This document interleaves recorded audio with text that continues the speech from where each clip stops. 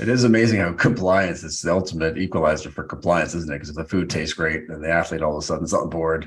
Whereas if it isn't, it can be challenging. And, you go through in the book a lot of different recipes for drinks and things. Obviously, getting carbohydrate intake up to some of the levels that you're looking for, that's a really nice way on the liquid side. What are some of the popular ones with the guys at Sheffield or throughout your career that you've noticed with the players? From a liquid point of view? Yeah, like drinks, smoothies, that type of thing. It is becoming more and more prevalent these days. And my experience of it is the kind of like the more health-based shooter type shots almost. So there's ones that you can buy. So like the likes of turmeric and ginger and all these things have come in. But you can obviously make them yourselves from good vegetable juices, and obviously a skilled chef in terms of brewing certain concoctions. So like getting your doing your turmeric with curcumin and your black peppers and your vitamin C's and the like, they all kind of work together to increase the potent nutrients that help with inflammations and the like. So they tend to like those kind of shooters in the morning. Nice. Rich array of kind of smoothie bowls, or actually smoothies. So if you vary them, they tend to work well. Really vibrant colours, so all kind of your berry type colours, your green type colours, just automatically relate themselves to health. But it's that knowledge of how to make them healthy but still taste absolutely incredible as well. Mm-hmm. Knowledge of how to get a bit of protein in there as well. So it's the main source of your breakfast. You're just not getting more kind of your carbohydrate as a macronutrient, even though there's lots of other things in there in terms of things that are good for you as well. But clever use of spices as well, things like cinnamon, vanilla and the likes, they make them super appealing, but also incredibly healthy for you at the same time. We mentioned inflammation.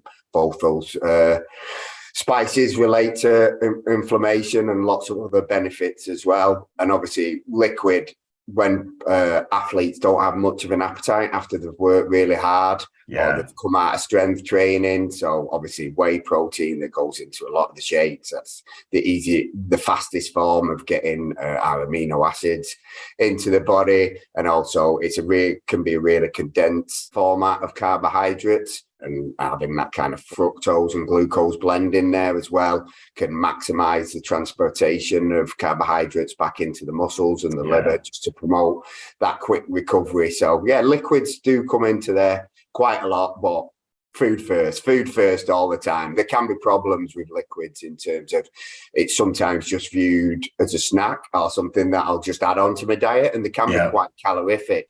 So you need to be wary of them, particularly getting the likes of things like avocado going in there and nuts and seeds going in there. All of a sudden, you could be looking at something that's easy in the kind of 400 plus calorie range. So sometimes you do have to proceed with caution. You need to know who you're talking about in the context, right? Whether they're a starter, substitute, worrying about body composition. Obviously that context matters. Now, what about picky eaters? Every team, especially the young athletes, they come in, it's a challenge. Obviously, it sounds like you've got a great environment that you set up. You've got the performance chefs, the food's tremendous. And so that's likely going to pull them towards, but is there challenges that you've experienced, whether in the past or now, when you get that young athlete on board who just really struggles to get enough, whole food, good food on the plate? Yeah, constant bloody challenges. And it always comes down to vegetables. That is the main one. I have it with my 16-year-old daughter.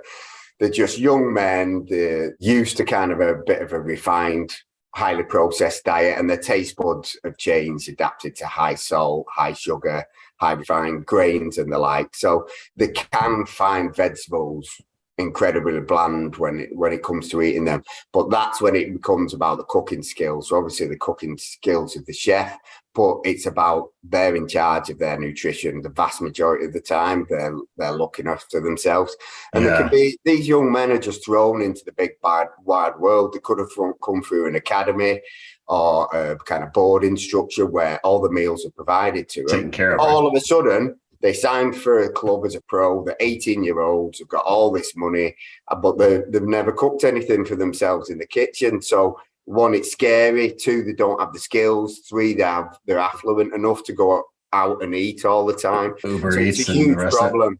So then it becomes about education of that individual. And that's where the big change with ColourFit came about, was when we started making video demonstrations for every meal to actually show to eat healthily and eat tastily. It's not Doesn't that take complex. That much. Yeah. It can be really easy, and it's key meals as well if you're starting off. So things that nice and simple that you can make a huge different variety of very easily.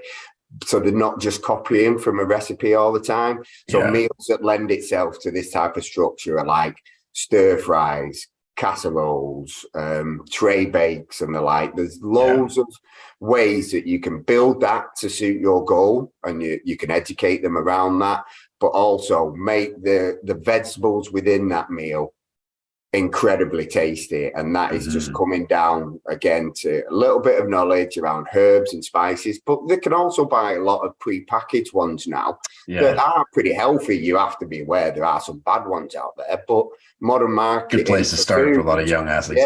It's so health focused these days that there's a huge market out there in there. So you can buy your pre-prepared kind of sauces, spreads, marinades, whatever it be, that are going to make those vegetables taste really well. And it can be cooking techniques as well. So if we're roasting vegetables and the like, it can bring out their natural sweetness a lot more. So the skills within the cooking that we can teach them, but really simple. Start simple, really easy recipe ideas, and provide them either with kind of cooking lessons. You can do that on site, or really simple, you can do a video for them.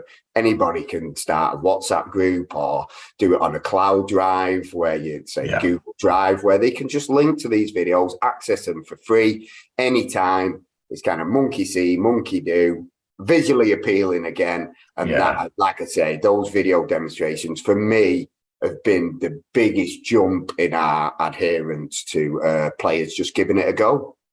Amazing. Well, listen, I want to circle back to one of the things you talked about around kind of food being about emotion and joy, because it's challenging sometimes to balance out the outcomes we're looking to get as a performance nutrition staff, and still keeping the sense of, the dining table, the dining room is not another area where the player is being assessed and everything else like the rest of their day. So how do you guys balance that? Is there certain, outings you might go on, or you've alluded to even this the culture with the chefs and whatnot, but how do you kind of balance that out of keeping things kind of fun and light when it comes to nutrition, because it can get to be another area where an athlete feels like they're being assessed by what's on their plate? Yeah, and it sounds like it's like that as if the chefs are telling them off what they're having for breakfast, but I assure you it isn't that. My thing with nutrition is it's about being in the right ballpark most of the time.